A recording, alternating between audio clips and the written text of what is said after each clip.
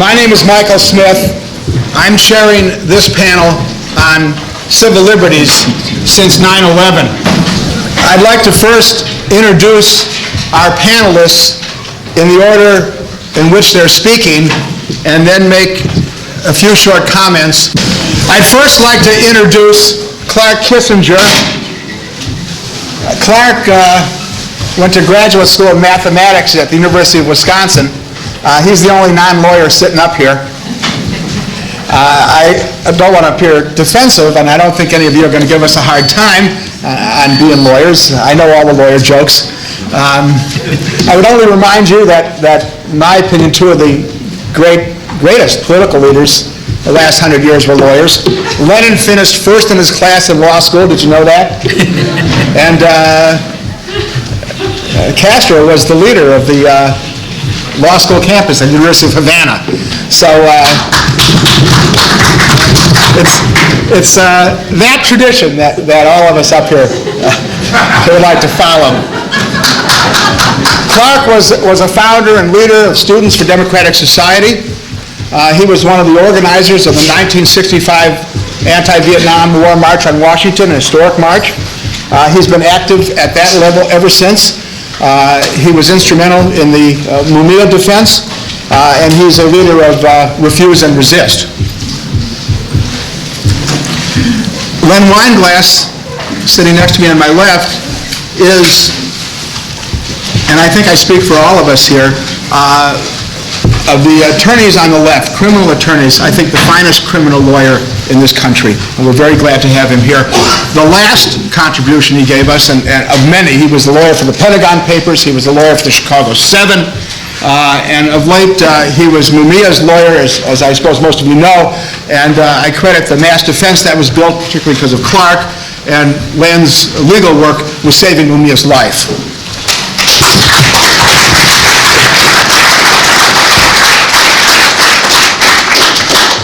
Abdeen Jabara, sitting all the way on the end, is my former law partner in Detroit. He was the founder of the Palestine Aid Society. He was the past president of the American Arab Anti-Discrimination Committee. He practices civil rights law here in New York, and we're very happy to have him here.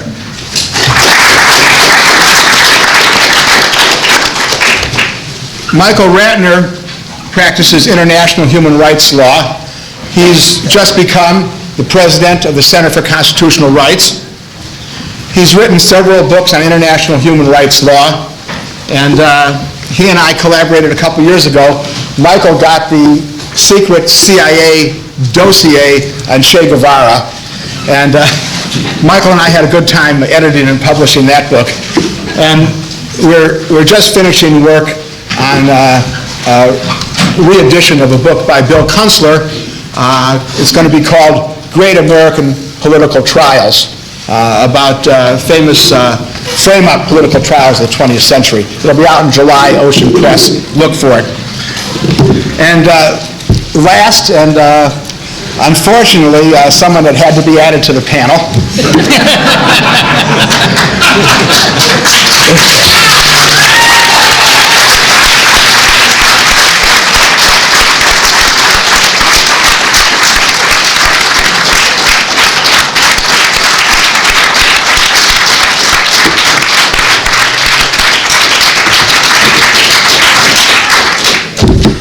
You know, John Ashcroft, who's not much of a supporter of civil liberties, he belongs to a society that supports the institutions of the pre-Civil War South, and he has refused to condemn slavery.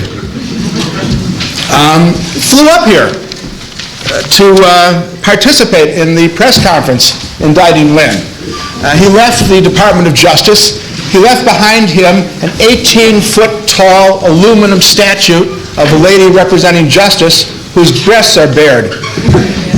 Ashcroft caused the expenditure of $8,000 of our dollars to buy drapes to cover this statue's chest. This is the kind of nuttiness we're dealing with. He has charged Lynne with aiding and abetting terrorism. You know, we have an adversarial justice system in this country. And regardless of how powerful the government is, and you know that famous statement from the Watergate hearings, they can indict a ham sandwich. They can indict them and they can pretty much get convictions because of the forces that they have behind them. And Ashcroft wants in his quiver yet another tool, and that is, despite the fact that we have an adversarial justice system and indicted people are supposed to have the freedom to speak candidly with their attorneys in formulating their defense, Ashcroft now, through his own edict, wants to be able to and is spying on and recording the conversations of defendants and their attorneys. And it's that conversation which he's caused Lynne to be indicted for, and which you'll hear more about in the course of this panel. Well, these are bad times, and I was out in California 3 weeks ago, and I was looking for some political inspiration. I was visiting an old friend and my former partner, Jim Lafferty, who's active in the Lawyers Guild out there, and we decided to drive out to Yorba Linda, California. You know what's in Yorba Linda, California? Richard Nixon's final resting place, place where he was born, and the Richard Nixon Historical Library. So we thought if we went out there, maybe we could get some answers to these troubling political questions. And I'd recommend it to everybody. It's only an hour south of Los Angeles. We got there, we were greeted at the door by a Pat Nixon look-alike dressed in red, white, and blue, handing out color photographs of Pat Nixon, Nancy Reagan, and Betty Ford. And it got better, because every person that worked there was dressed and looked similarly. It's like the Stepford Wives, and you walk in there, and the first thing that you get to is the gift shop. So we went into the gift shop. It's about a third of the size of this room, and I'm not exaggerating when I tell you that half of the merchandise, and you know, as Mel Brooks says, it's all about merchandising, half of the merchandise there are photographs of the day that Elvis met Nixon. Beach towels, beer mugs, shot glasses, pencils, note papers, T-shirts, baseball hats. And I was staggered by this.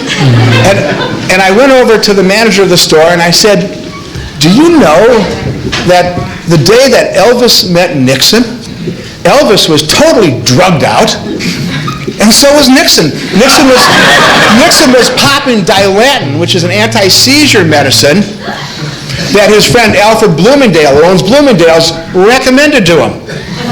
And Elvis came and he presented Nixon with a silver pistol and 7 bullets, and Nixon presented Elvis with a badge making him an officer in the war against drugs.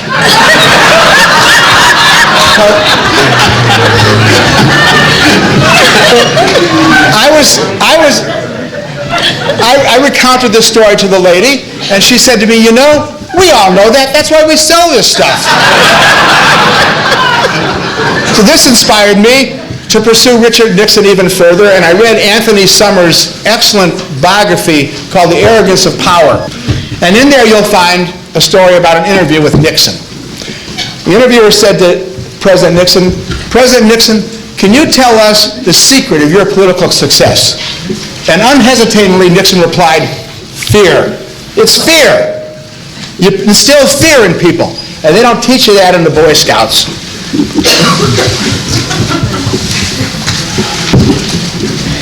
And that's, I think, very, very true. It's certainly true in the trials that Bill Kunstler recounts in this book that Michael and I are working on. Bombings, fear of bombings, the Red Scare during and after the First World War. Tom Mooney, who was the head of the left wing of the labor movement in California, was indicted for a bombing, and they actually in court produced a photograph of Tom Mooney standing behind a clock at a street corner, so you knew when and where he was at a certain time, which happened to be the time of the bombing. He was 6 blocks away. They still convicted him, and it took 20 years to get him pardoned. Sacco and Vanzetti, also convicted against the weight of the evidence, also pardoned. The Rosenbergs, also convicted and executed against, well, it was a hoax because there was some framed up evidence there, but it's clear now historically that they had nothing to do with passing the secret of the atomic bomb, which the judge said caused the death of 50,000 people. It had nothing to do with that.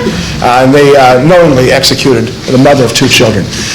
And that's the kind of results that this all-powerful government can get in a climate of fear. I just want to make one reference to a law which will give you an idea of where this panel is going, and then I'll introduce Clark. This law is not a law that you're going to find in the statute books of the state of New York, and it's not a law that appears in the federal laws either. It's a law that was formulated by a German philosopher about 150 years ago, talking about Hegel, and it's a dialectical law. It's the kind of law that we can discuss here amongst comrades, not the kind of law that we would discuss at the Trial Lawyers Association, but I think the kind of law that you would appreciate. And one of Hegel's principles of dialectics was that quantity turns eventually into quality, that something that's possible eventually becomes inevitable.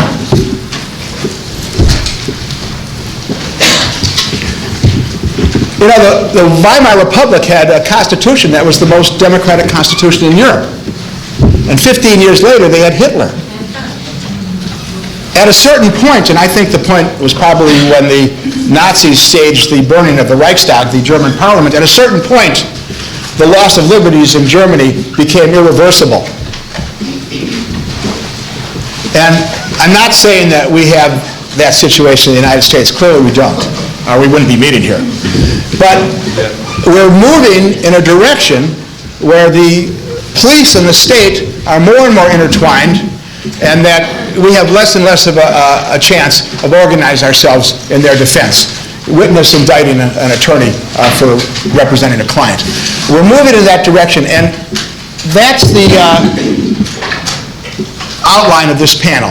And each one of our panelists is going to speak about a picture of that, and I hope at the end of an hour you'll get an idea of how the constriction of civil liberties has proceeded pretty quick in the last 25 years and very quick since after September 11th. The agenda of the far right was handed stuff on a silver platter after the attack on those buildings.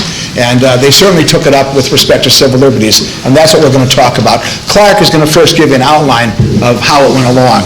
Well, a great deal has been said about the USA Patriot Act, as well it should, but I will describe some of the more odious provisions of this legislation, but first I want to set it in a larger context. You know, in the first 2 months after September 11th, events unfolded incredibly rapidly. Let me just give you an idea. On September 15th, the Congress gave a grant of military authority to the President of the United States that was more sweeping than the Bay of Tonkin resolution. The President was authorized to use U.S. military forces against any country, organization, or individuals that he felt were connected with the September 11th actions, and there was no restriction as to domestic or foreign. He was authorized to deploy military forces domestically as well as overseas. And also in advance, the government, the Congress said, and by the way, don't even bother to come back to us to be re-upped after 60 days according to the War Powers Act. We grant you that in advance. And only one member of the Congress, Barbara Lee, had the courage to vote against this. Then, on the 17th of September, Ashcroft demanded that Congress pass within 1 week the new Patriot Act, which hadn't even been introduced yet. And at the same time that this was going on, the military was being deployed domestically, as you certainly saw here in New York, but all over the country, and the roundups and detentions without charge were beginning.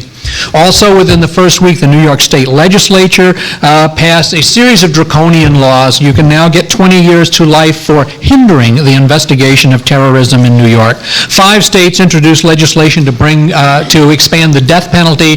2 more that didn't have the death penalty introduced legislation to bring it back, all in the wake, and giving the terrorism in September 11th as their excuse. On October 8th, Bush created by executive order a cabinet-level position, the Office of Homeland Security, Security. And he appointed Governor Thomas Ridge to this post, the Director of Homeland Security, or as I call him, the Vaterlandssicherheitsführer. Ridge, you know, is a death penalty junkie like Bush, who signed 223 death warrants while he was governor of Pennsylvania, including not one but 2 death warrants on Mumia Abu-Jamal. Then on October 12th, the Secretary of Education, Page, called on all schools across the country to have all of the school children recite the Pledge of Allegiance simultaneously on that day. And the one school board that wouldn't go along with it, Madison, Wisconsin, was excoriated in the national press for it. On October 25th, Vice President Cheney said all these changes that you are seeing are permanent. He said, and he referred to it as the new normalcy. On October 26, Bush signed the USA Patriot Law into act, and I've been told that in the following days, the ACLU's office in Washington got calls from several congressmen's office asking to understand what was in the law that they just passed. Look, we're talking about, you know, a piece of legislation like this that's hundreds of pages long. Then on October 31st, Ashcroft announced the surveillance of lawyer-client conversations to be official at that point, as Lynn will be telling us about later. And on November 8th, Ashcroft announced that the Department of Justice was being reorganized on a wartime basis. On November 15th, Bush issues the executive order establishing military tribunals, which Michael will be going into. And finally, on December 6th, Ashcroft told the Senate Judiciary Committee that questioning these new acts of the administration only aids the enemy. The USA Patriot Act deals with many things, including the detention of aliens, the surveillance of financial transfers, governmental powers to obtain records, the relaxations of safeguards on search and seizure, new criminal offenses, and electronic surveillance. It's an enormous piece of legislation that normally consists of pages and pages of, in place of the words blah, blah, blah, insert yak, yak, yak, and you've got to go and look at the original statute and see how it's being amended. People to this day are still trying to find all the little hidden time bombs that are included in the law. But I want to give you some sort of idea of what's there by just honing in on a few provisions of it to give you the flavor of it. For example, sections 215 and 218 now allow secret courts to issue orders for surreptitious entry, physical searches, wiretaps, internet intercepts, and temporary email, including temporary email addresses like Hotmail. And also what's authorized is roving wiretaps. That is, no longer is it a tap on a particular telephone, it's a tap on you. And wherever you go and whatever telephones you use anywhere then can be tapped under these provisions. All this is now going to be done without the traditional requirements of probable cause and particularized suspicion. That is, the standards that were set up under the Foreign Intelligence Surveillance Act, which Leonard Weinglass is going to be telling us about, which were originally set up, and the government said, look, we can do these unconstitutional things, so we're not going to use them in criminal prosecutions. We're only going to use them to spy on the Russian embassy. It's only going to be used for foreign intelligence. And so it's okay to do it. Well, now they come back to us and say, you know, these things work so good, we want to use them in domestic prosecutions as well. And so what we have is the falling away of particularized suspicion and the requirements of probable cause, and instead we have laws now saying that the court shall issue, you know, when the Department of Justice comes in and certifies that the investigation underway is in fact for the purposes of national security or combating terrorism. Section 213 authorizes sneak and peek for all criminal investigations. And by the way, this section is not a part of the sunset provision as many parts. You were all told in the press that all this law is going to go out of effect in 4 years or whatever. It's not.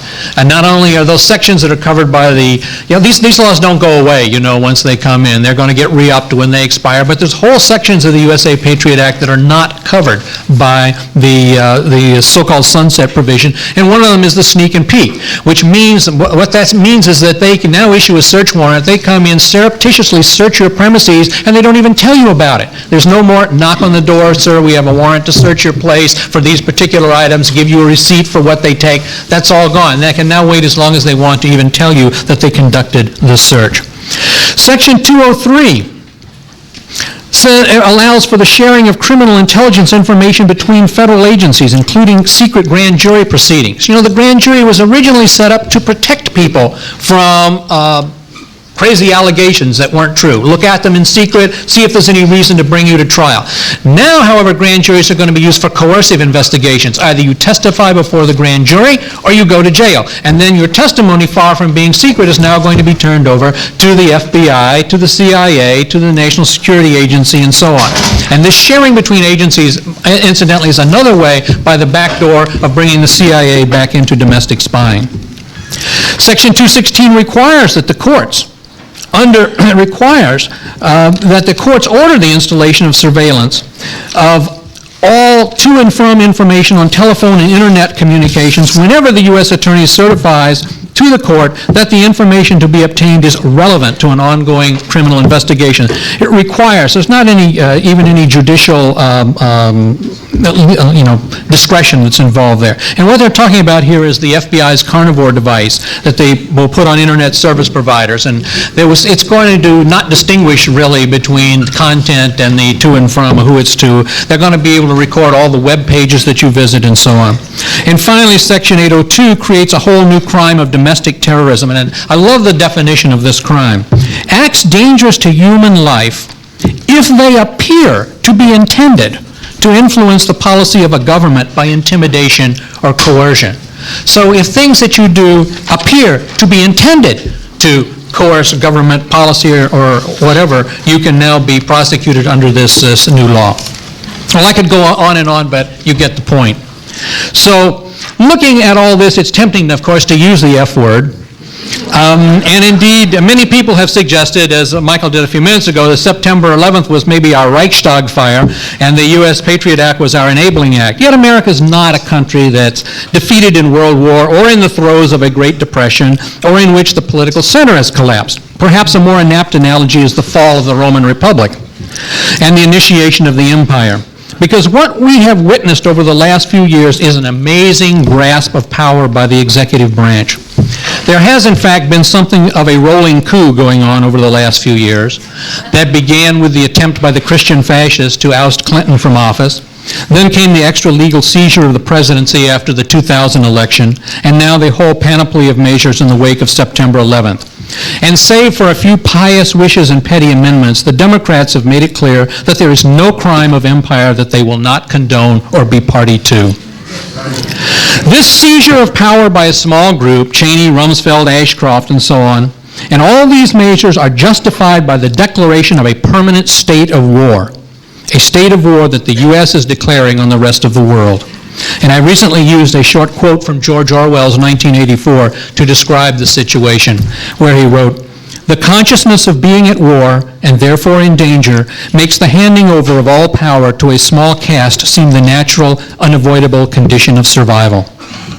I will venture this one prediction, that the U.S. has now embarked on a whole new course. I don't know how it's going to turn out, whether it's going to lead to a police state at home and military domination of the world, or whether it's going to end in the spiraling out of control of the contradictions unleashed by this new course, leading to social upheaval and perhaps even revolution, or something in between.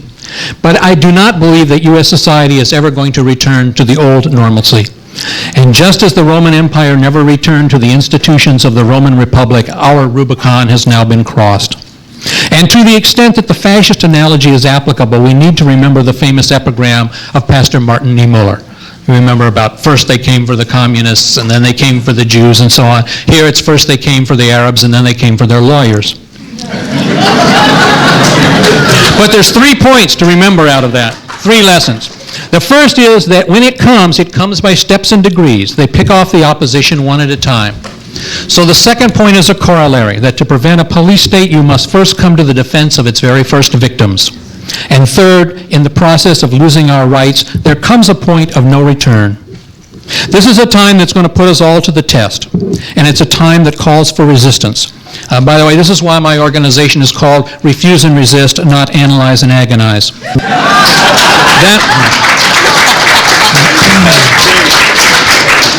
That resistance may take the form of people fighting to free those being held in detention, either through litigation, agitation, or exfiltration.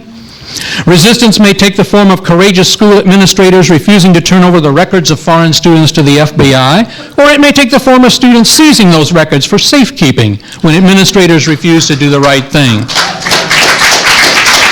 Resistance may take the form of supporting our servicemen and women who refuse to take part in a war in the world.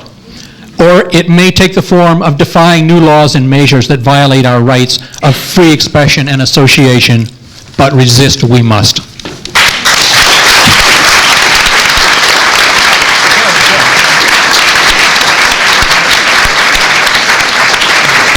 Next speaker is Leonard Weinglass.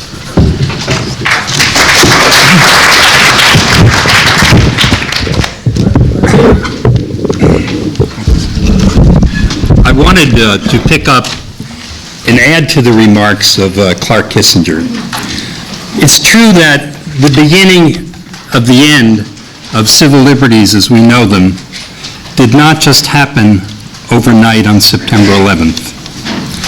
Actually, the USA Patriot Law, which Clark referred to, is a bill that's 342 pages long.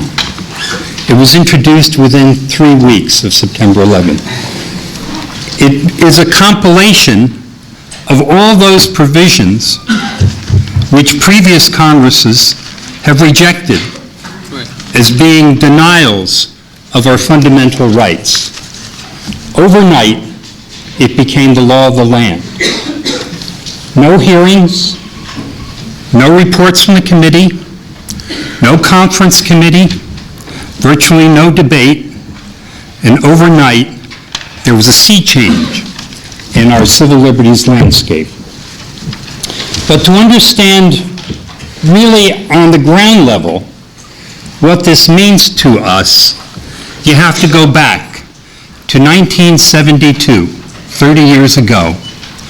The Nixon administration tried to get from the United States Supreme Court the approval to wiretap Americans without the need to get a warrant from a district court upon proof of probable cause. They claimed it under national security. In 1972, the Supreme Court rejected that argument unanimously and said that if the government is going to wiretap U.S. citizens, it must get a warrant from a federal court. Within that decision was one sentence which pretty much has led to the beginning of the end of Fourth Amendment protections, as well as First Amendment, Fifth, and Sixth Amendment. That sentence said, although we don't give the president the right to wiretap on domestic security, nothing in this opinion shall apply to the power of the president to conduct foreign intelligence operations. So the Congress of the United States, 6 years later, in 1978, seized on that one sentence and set up a separate, what Clark referred to as a secret court system operating outside the Constitution of the United States, called the Foreign Intelligence Surveillance Court. This is a court that has received very little attention, and it's a court like no other. It doesn't have a courthouse. It meets in an office on the 6th floor of the Justice Department. That office is a windowless office, which is locked and has a guard in the front, and it conducts all of its proceedings in secret. It issues no opinions and no decisions. And it is made up of just 7 judges. And those judges become judges when they're handpicked by the Chief Justice of the United States to sit on that secret court. It is a governmental structure that Lavrenti Beria would have been very proud of. It just issues warrants authorizing electronic surveillance. And in its 21 years, How many warrants has it issued? It has issued 11,950 warrants up until 2 years ago. And all of those warrants are secret. Lawyers are not allowed to look at the papers that are the applications for the warrants. They're secret also. They can't even contest and challenge it because the whole proceeding is secret. And so you have this parallel court system to our regular court system. And in the last few years, this secret court has issued more warrants for electronic surveillance than all the federal courts in the United States combined. When the law was passed, and incidentally, it was passed with the approval of the ACLU and with Senator Edward Kennedy being one of the sponsors. Kennedy said this law, which Clark said was going to only deal with foreign diplomats, he said, well, I can't imagine there being more than 100 warrants a year out of this court. The last few years, there have been 600 a year. And of course, Congress said, we're setting up this separate court system, but we're going to endow it with a lot of, quote, safeguards, protections. It's only going to be for foreign intelligence. Well, that very quickly got watered down. CISPES became a target of the Foreign Intelligence Surveillance Court. That's foreign intelligence. And then they said, none of this information can be used in a criminal trial. So we're not talking about abrogating rights. There have been 90 trials leading to convictions where foreign intelligence information gathered through this secret court was used in a criminal case. 90 cases. And none of those cases could the lawyers look at the papers. And why couldn't they look at the papers? Under the law, the Attorney General certifies the papers are too sensitive to be shown to a lawyer. And how can you gather foreign intelligence information and use it in a criminal case? The Attorney General certifies, I'm going to allow this information to be used now in a criminal case. So it's used. And so the safeguards that were built in were safeguards that really, in the course of a very short period of time, became non-existent. And now, the foreign intelligence courts are the weapon of choice of prosecutors. They go there more often than they go to regular federal courts, where you have to file in writing your reasons for doing electronic surveillance, and the attorneys get an opportunity to look at your reasons and challenge them. That doesn't happen now.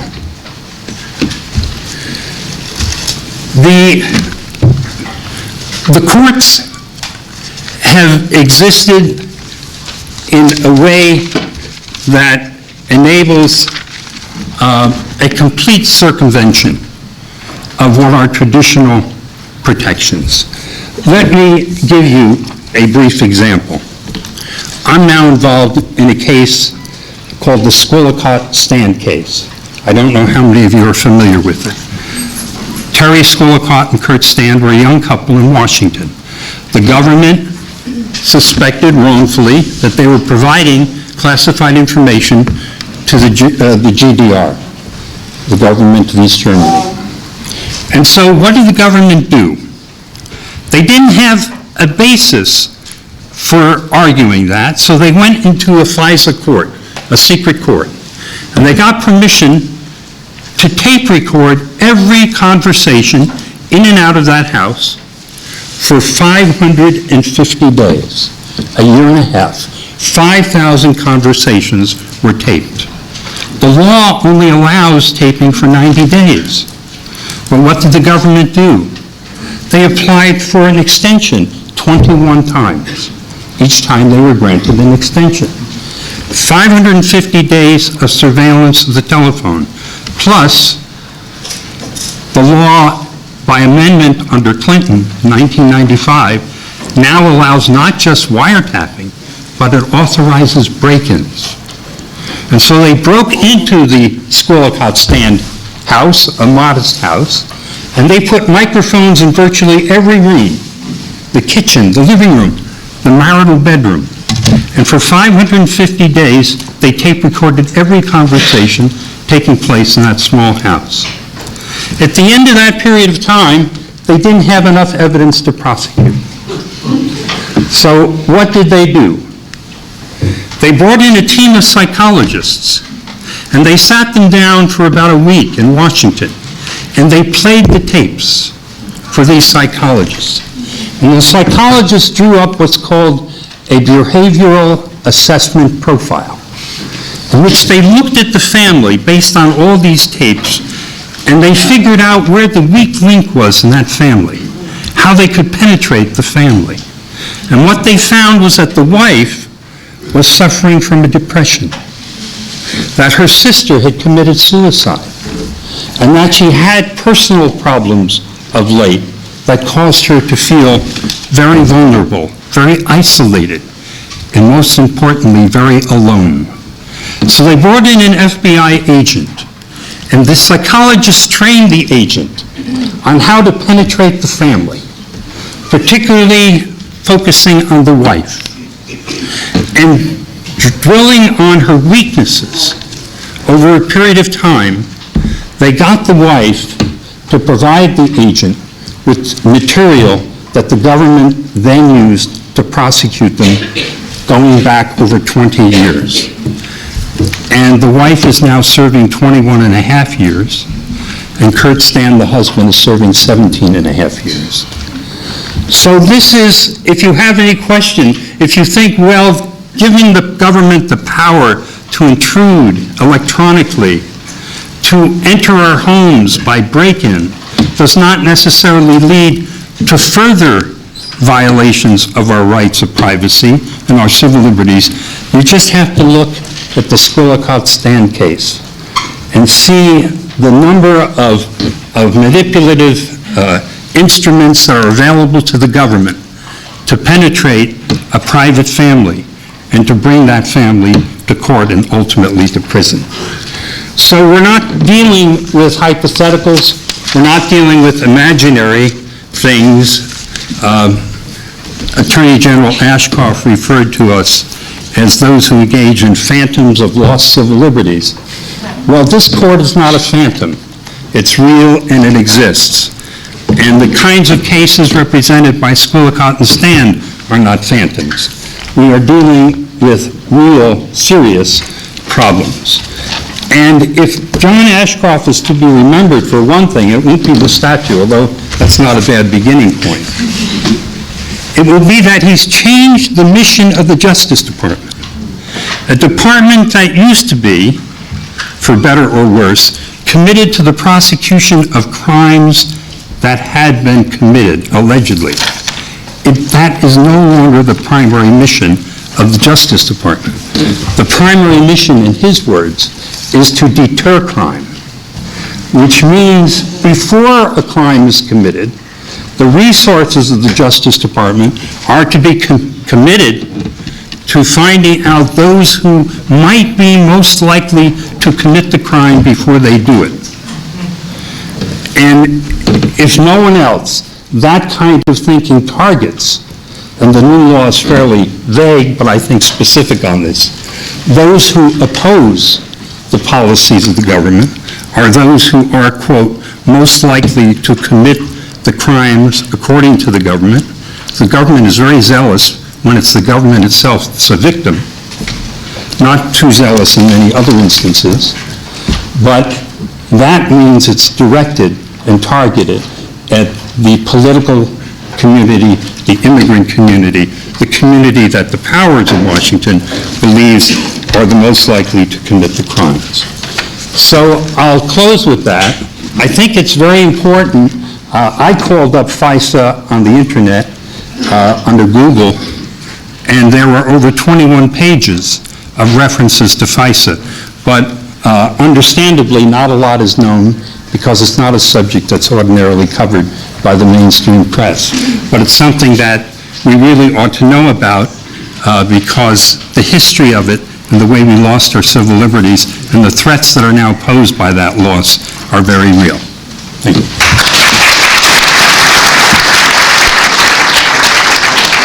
you, Lynn. Our next speaker is Abdeen Jabara.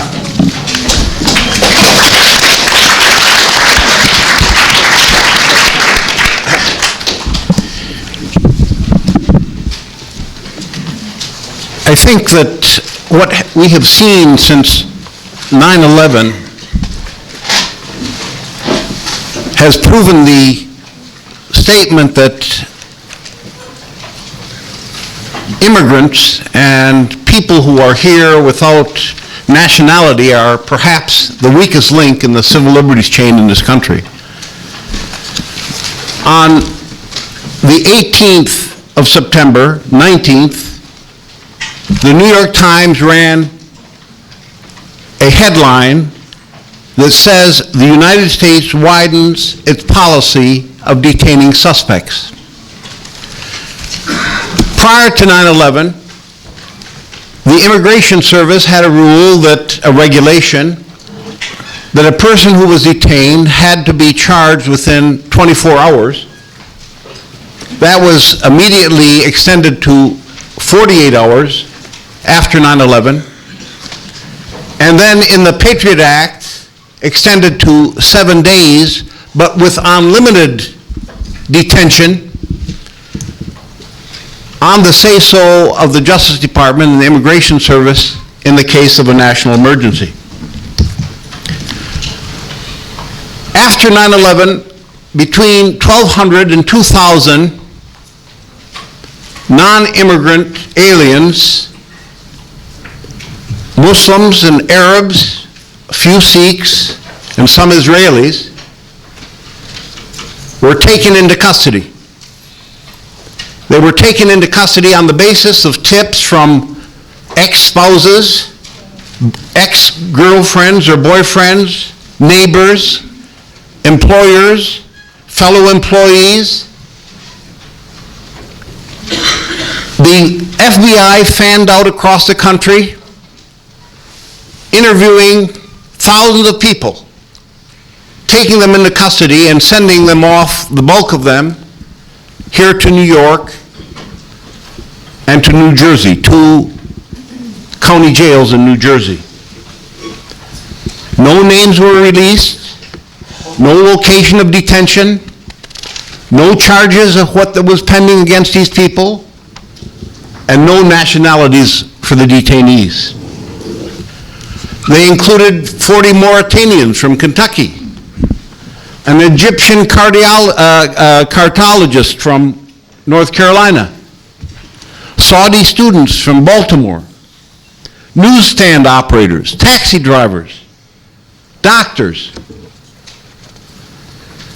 They were held in the most draconian and punitive of detention. They were placed with convicted felons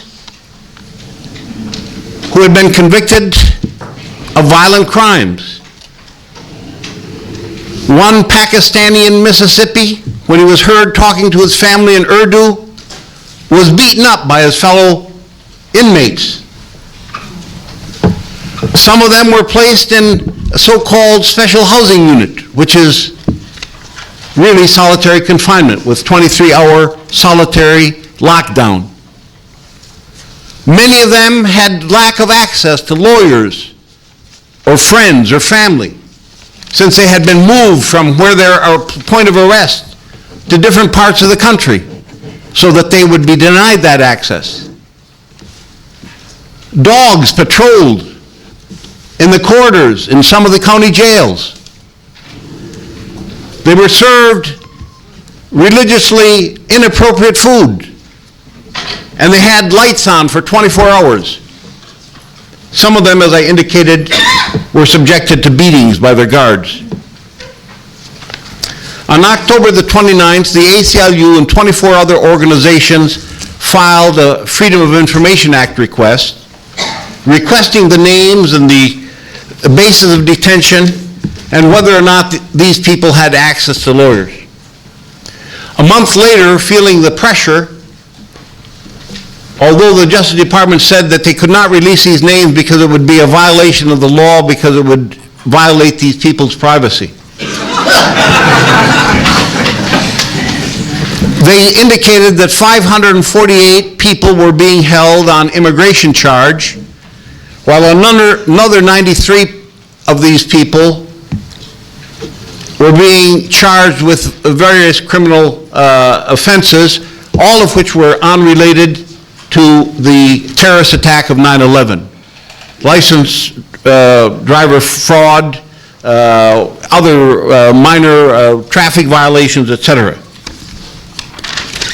Now, the difficulty here is that these immigrants did not have the same kind of rights that a person who is charged with a crime.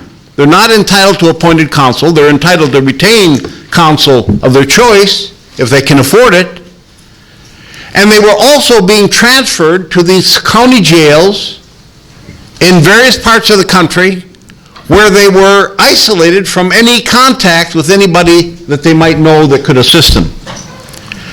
Several hundred of them, wanting to end their misery of being locked up, signed papers saying that they waived their right to have a hearing, have a bond hearing, waived their right to a deportation hearing, agreed to be deported, and they signed these papers and they remained in jail. These are what we call the several hundred of disappeared who remain in these prisons today. On 9/11, after 9/11, the so-called Creppy memo was issued.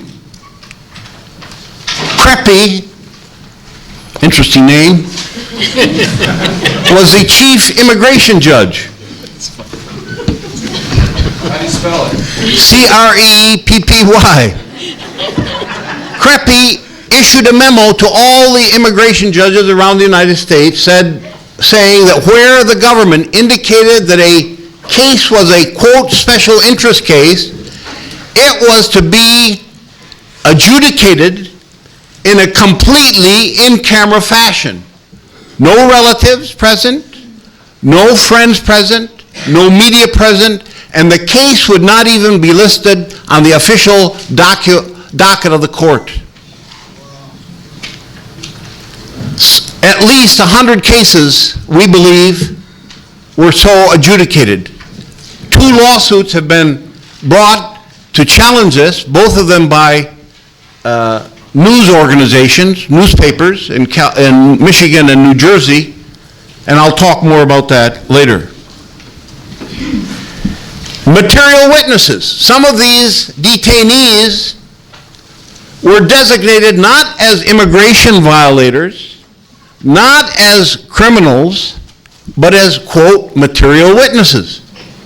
A material witness is a person that the government says has information that may be material to a trial concerning 9/11. How is a person held on the basis of being a material witness is because an FBI agent files an affidavit that is a basis for the detention, and all proceedings relative to that material witness are also held in a closed proceeding, closed to the media, and and there's a gag order on every attorney that is appointed to represent or is retained to represent a material witness.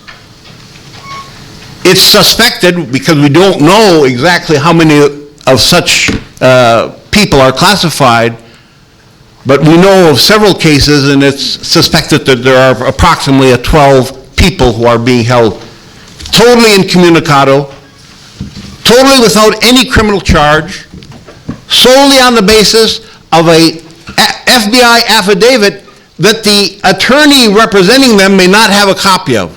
He can only look at it and make a note. On 10/12, the Ashcroft Justice Department issues new regulations concerning the Foreign Intelligence, the FOIA, Freedom of Information Act, limiting the access to information even where it has no involvement with law enforcement or national security.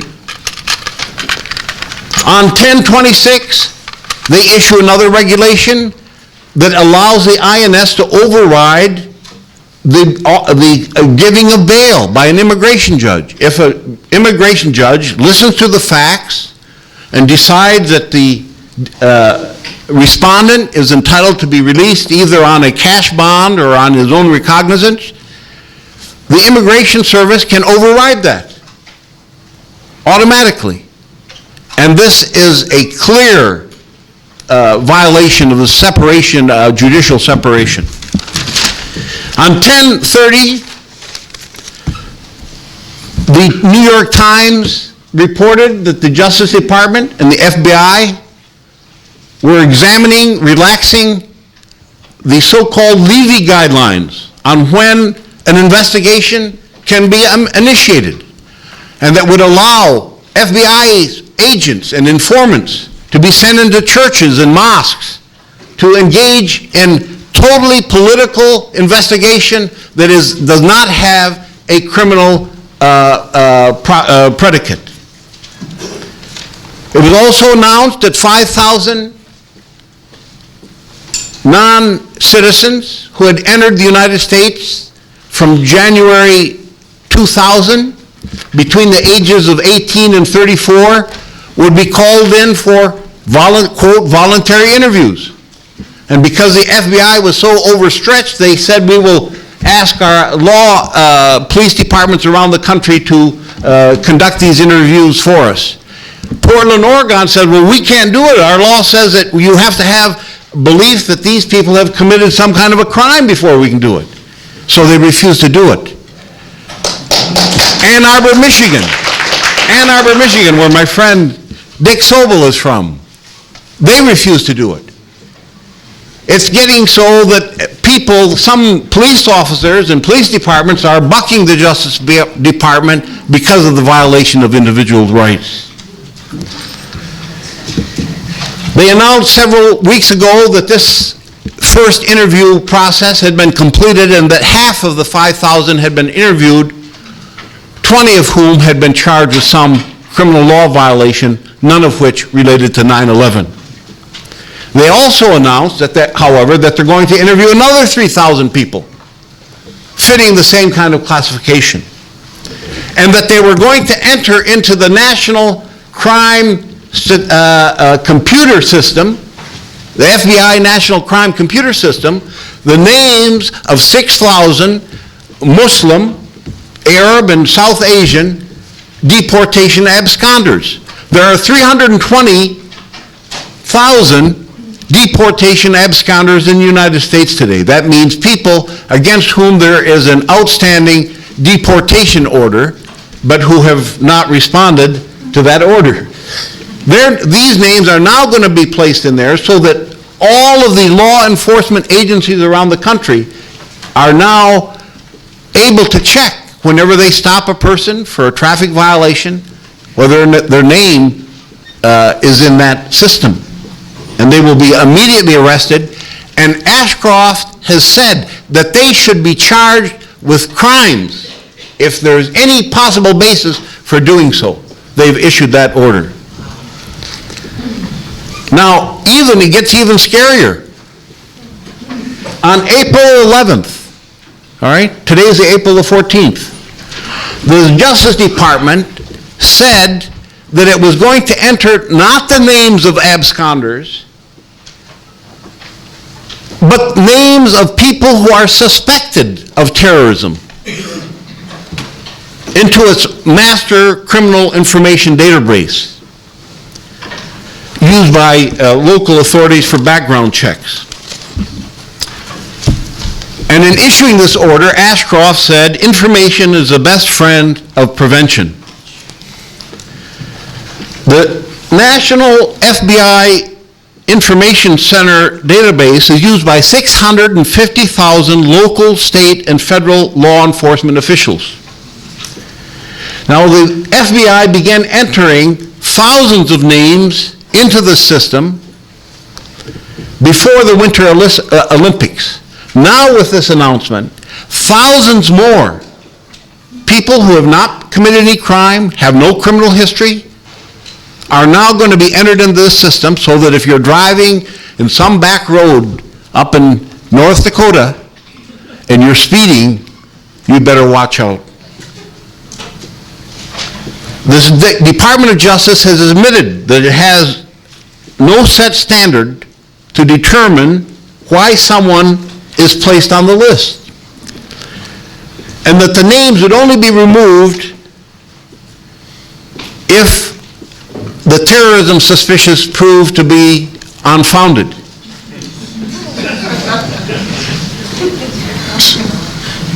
And this is not just a, again, hypothetical situation.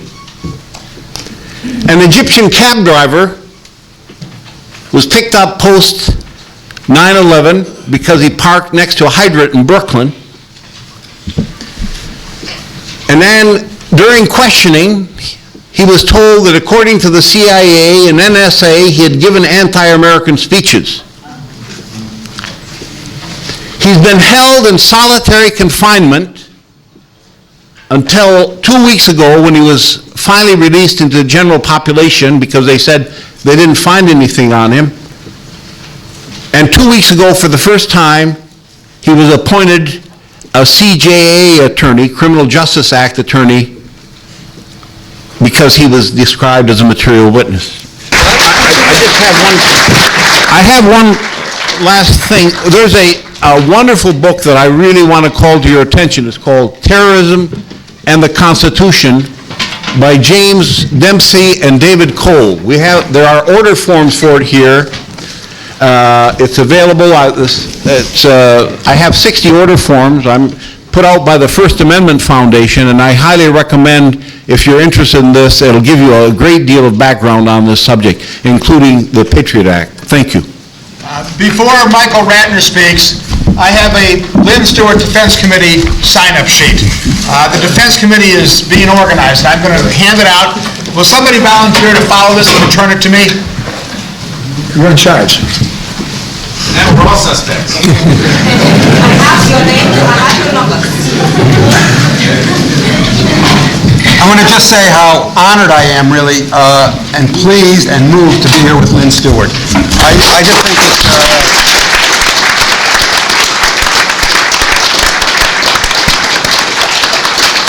you hear this very, very depressing stuff, basically living in a lawless country right now, overseas and abroad, one in which really the veneer of civilization that we had on us is just being stripped away, back to a barbarism, and you get very, very depressed and sad about it. And then I read last week, Lynne Stewart is indicted, and I just couldn't believe it. And then the next day I hear Lynne on Democracy Now!,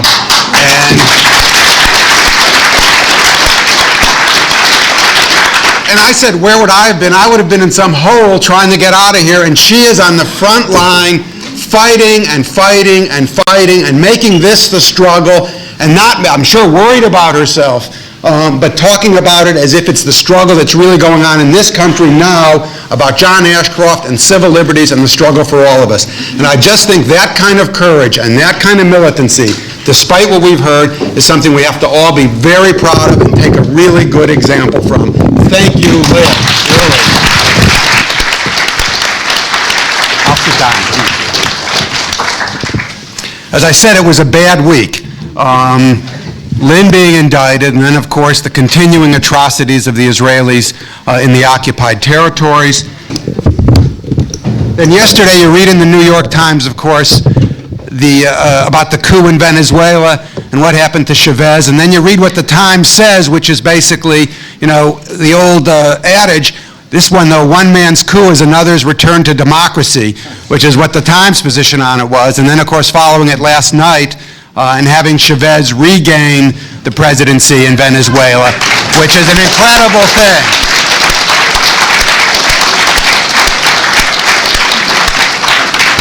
As Yogi Berra said, it ain't over till it's over.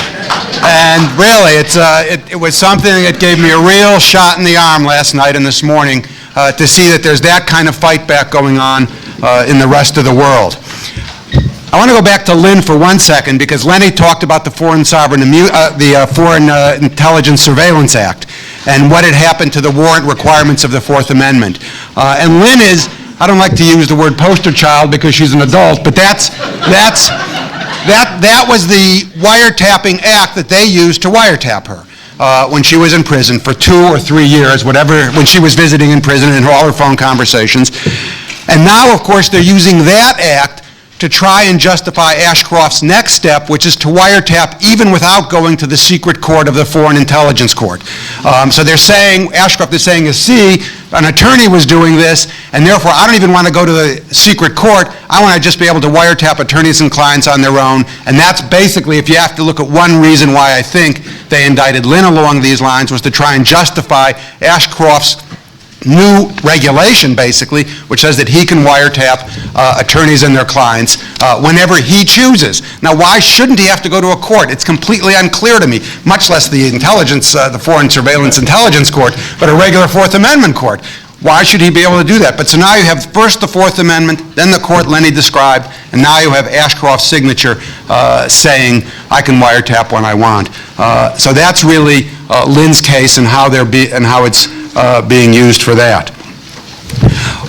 Abdeen is on the board of the Center, and the Center for Constitutional Rights, and a few weeks ago we were discussing all of the aggressive actions we were starting to take with regard to post-9/11 civil liberties violations both here and abroad. And we were sitting around the room and we've talked about a number of cases we're filing with our organization, with the ACLU, with the National Lawyers Guild, both on getting the names of the detainees here, on getting the secret detention trials, the secret detention hearings open. We've actually had some victories in both those cases, on the Guantanamo detainees, the people that I represent in Guantanamo, and others.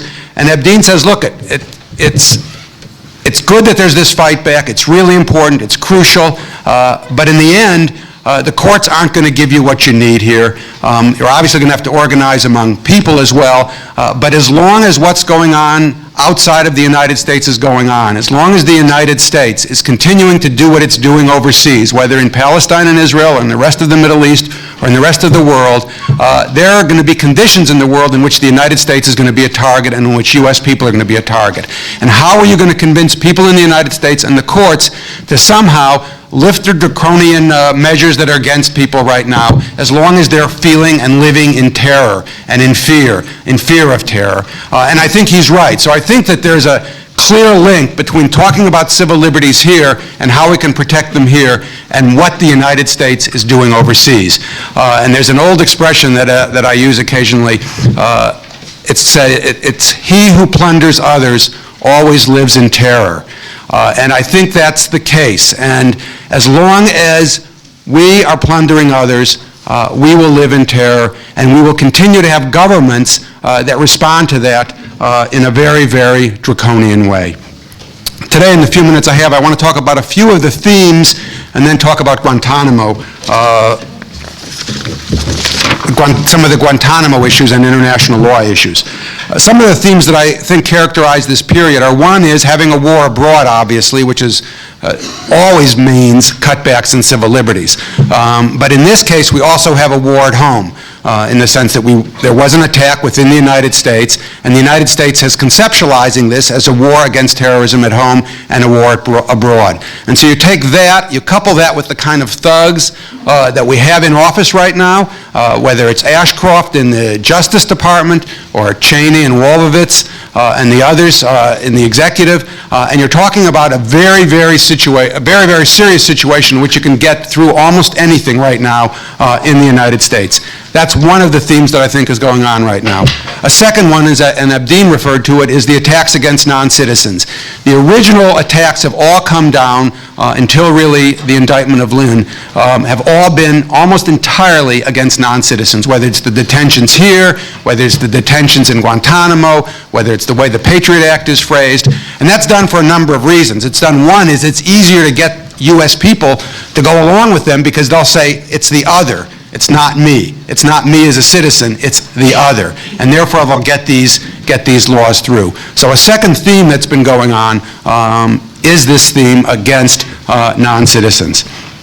The third one is, and it's been referred to a number of times, about the U.S. moving toward a police state. Some people would say arriving there. But what I see as a police state means that There are really not what we would have called the checks and balances on government that somehow rein in unfettered executive discretion to do things.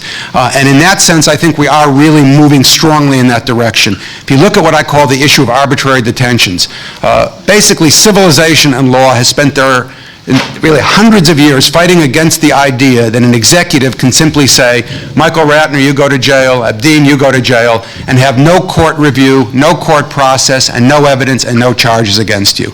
That's not the case any longer in the United States. The detainees now in prison are in there without any charges and are being held basically in arbitrary and indefinite detention. The detainees in Guantanamo are being held arbitrarily and under indefinite detention, no court review, basically nothing you can do about it. There's a number of hallmarks about this increasing executive power, but it is one that, if you have to say leading toward a police state, I would characterize this country as going in that direction right now very, very, very strongly.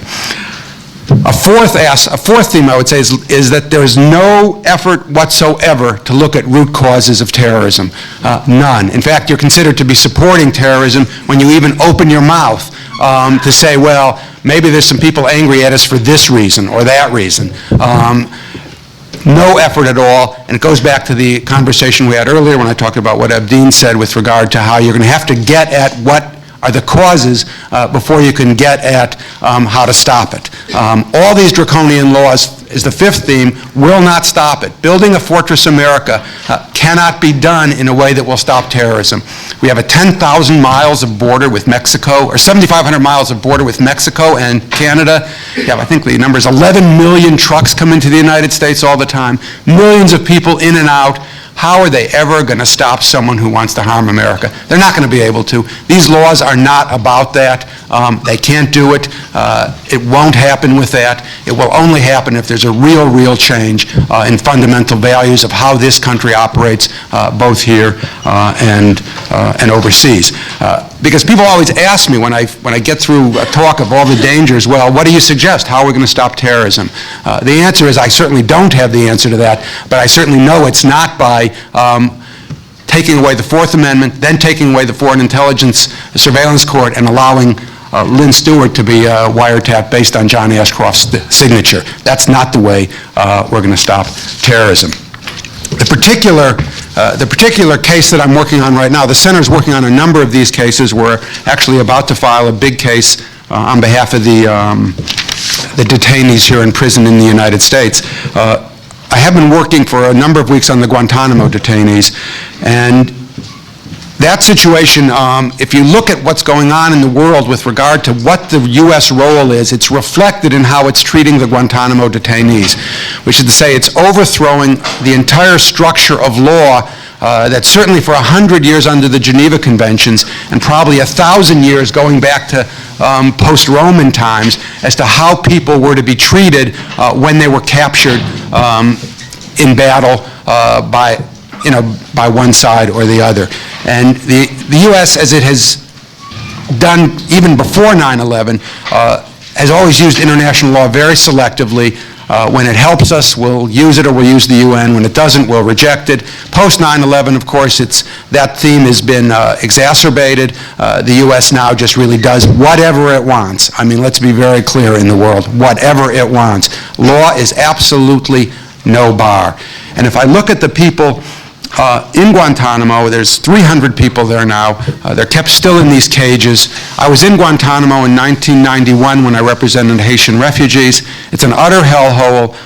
It's a place of scorpions and banana rats and heat that's unbearable. The idea that one would be put into essentially a dog run in there is quite remarkable to me.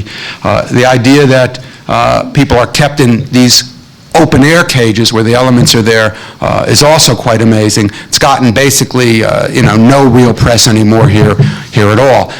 But the other thing is, the other issue is how they're being held. The Geneva Conventions are very clear. The Third Geneva Convention says when you're picked up on the battlefield, you have to initially be treated as a prisoner of war. If you're not going to be treated as a prisoner of war, you have to be given a special court or tribunal that then will decide whether you should be a prisoner of war or not. Now, obviously, that's a crucial issue. If you're not a prisoner of war, if you're not really someone who had a right to shoot arms in an army, then you're basically committing murder whenever you pick up a gun in an army. So it's obviously crucial. And it's very clear, the conventions are clear. The U.S. in every single war has actually followed that convention, has set up the special tribunals in Vietnam, in Grenada, in Panama, in Iraq, in every single one of these wars has actually had the special tribunals. So this is an incredible departure for the United States to simply say, we're going to ignore this, not treat anybody as a prisoner of war, and arbitrarily detain them. And that's what they're doing. They're arbitrarily detaining them. And who are these people? Well, they haven't given us any access, so it's hard to know who they are. The particular clients I'm representing, they look to me, they appear to me to be 25, 30-year-old foot soldiers, essentially, who were fighting against the Northern Alliance for the Taliban. The U.S. then comes in, they get captured by the Northern Alliance, they get turned over to the U.S. Because they're foreigners, the U.S. takes them, puts them on Guantanamo, with absolutely no access to attorneys or anything else. Huge outcry in the international community. International Red Cross basically said they needed to have hearings, they can't be treated like this. Europe said the same thing. The U.S. then stages a press conference in which it says, well, we're going to apply the Geneva Conventions. And everybody goes, oh, great, we're going to apply the Geneva Conventions. But in fact, it didn't apply the Geneva Conventions at all. It just said it. And then everybody goes away. It never gave anybody a hearing. Everybody's still sitting in the cages with no access to anybody and not being treated as prisoners of war. In some way, you could argue, then let's talk about for a second where they are. They're in Guantanamo. Now, we all know the history of Guantanamo. It's a part of Cuba, taken essentially by force by the United States under a bilateral lease that requires both parties to break it, so it can't be broken just by Cuba. It's in, as I said, a very remote part of Cuba. And the key for the United States is not only is it violating international law here, but there's no way to get into an American court according to the United States. When we went in on the Guantanamo Haitians in 1991, I remember the court argument down here in the Second Circuit, they turned to the government and they said, you mean to say you can do whatever you want to the people in Guantanamo, you can torture them, you can throw them overboard, and the government said basically, we can do whatever we want in the sense that this court cannot tell us anything about what we can do. We're only restrained by international law, but of course there's nowhere to enforce it. That's the same position they've now taken with regard to the habeas corpus petition we filed on the Guantanamo detainees. The government has taken the position no court in the United States can hear them. No court in Cuba, of course, according to the United States, can hear them. It's basically a piece of land out in outer space that a government can do, a military can do whatever they want altogether to those people. Now, in some way, I look at the Guantanamo people, and I look at the Guantanamo people as the lucky ones. Why do I say lucky? They're sitting in cages down in Guantanamo. But look what else the United States is doing. People that don't go to Guantanamo, where do they go? They picked up people in Bosnia, they've picked up people in Pakistan. They send them to countries that our CIA is friendly with. The CIAs of their countries, whatever they're called, to Jordan, to Egypt, where those people get turned over to the intelligence agencies there and most likely are being tortured right while we're sitting here. So that's what's happening to the people that aren't going to Guantanamo. And speaking of torture, it should be said that the detainees here, some of whom we don't know anything about, may very well have been subjected to that kind of thing. There were a couple of articles surfaced in the United States that they were, in the U.S. press, that they were getting frustrated by the fact they couldn't get some of the people to talk and that they might have to use what they called Israeli pressure tactics.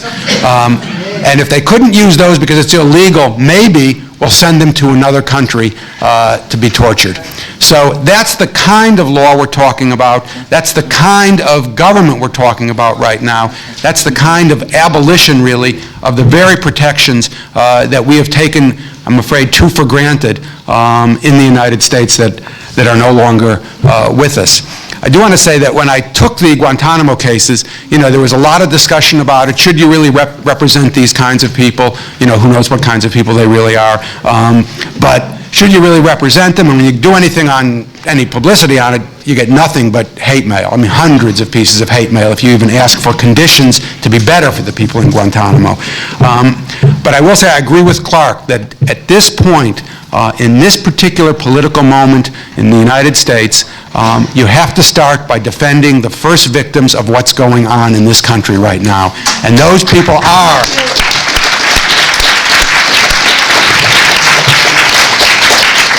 Those people in Guantanamo, the people here in the detention facilities all around this city and in the adjacent states, those people are the first victims, and they must be defended. There's a lot of fight left in us, as you can see by having our wonderful friend Lynne here. So let's go on and hear from Lynne, and thank you very much. When Lynne was indicted, the judge said, "How do you plead?" And she said, emphatically, "Not guilty."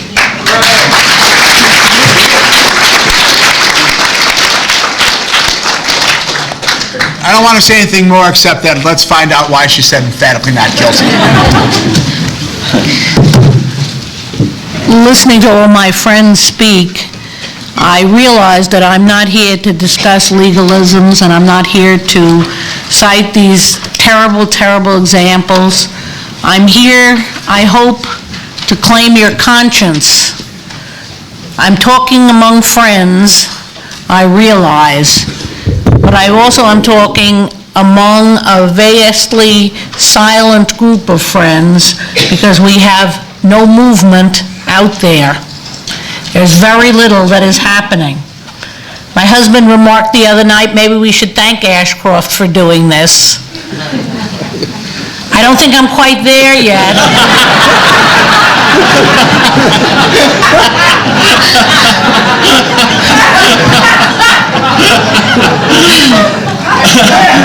But I will tell you that the outpouring of support that has come to me, you usually, I think, have to die to get. And then you can't enjoy it. I have heard from people that fought against the UFT and the non-democracy in the New York City public schools in the 60s. I have heard from people that I went to law school with in the 70s, people who I tried cases with in places as far away as Arizona and Tampa during the 80s. I have heard from my imprisoned political friends, Richard Williams, Sundiata Acoli, names from the 60s, 70s, and 80s, all of whom have one remark: what can I do to help? And I hope that we're going to have some answers about what they can do to help, because I guess I am a throwback to the 60s.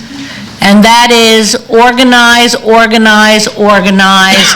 The only way we can defeat this is to be organized, is to fight back, is to say no to Ashcroft. He wants us to believe that he is the Constitution, that he is the person who will interpret it for our own good. I think he missed a few lessons. Maybe he was demonstrating against some abortion clinic, but he certainly missed ex post facto,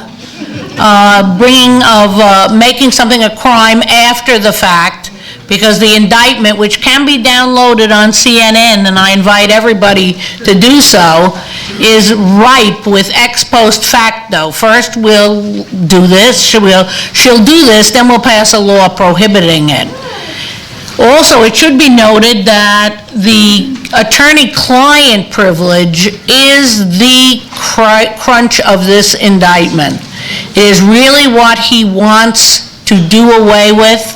And although, heaven knows, I have fought long and hard against the system of so-called injustice that we practice under, still in all, I know that I've always said, I'm keeping parts of it even after the revolution. And one of those parts is the attorney-client privilege, because it is the only way that you can vigorously advocate for your client. It is the only way that you can become at one with your client and know that person's heart and mind. If that person feels that you are but an agent of the government and you are going to, under some kind of pressure, reveal what he or she has said to you, then they are not going to be forthcoming. The whole basis of advocacy disappears once Mr. Ashcroft and his minions are allowed to videotape, audio tape your meetings with the client. And I tell you that this happened long before 9/11. This was happening in 2000, that he was videotaping us. So I say to you, and a small aside is that usually if one breaks a Bureau of Prison, and I say this laughingly, edict, one is told one can't visit the prison again, or one gets some sort of administrative slap on the wrist of some kind. One does not usually get indicted for aiding a terrorist organization. But I say to you that if Ashcroft can do it to me, he can do it to any lawyer. And the fear factor for him is, I'll pick on Stewart. She's got a lot of name recognition. She's got a lot of friends. If we can defeat her, no other lawyer will put his head out of the sand in the next 20 years. I just want to end by saying, because I know some of you have to go to other meetings, my 7-year-old grandson, Arthur, said to my son, "Did Grandma really help the terrorists?" I said that to get that response from you. It is for Arthur and all those children out there, the world they are going to live in, that we fight here. His father said, no, they lied about her. But you know, when they put that T label on you, it's like the old A for adultery may have been. That T label sticks. And even Arthur, who loves me beyond all things, who would rather have me read Rumpelstiltskin to him than breathe, had to ask, did she do this? And his father's answer was the right one. They lie about her. I hope you will join me and Arthur and all of us in fighting this.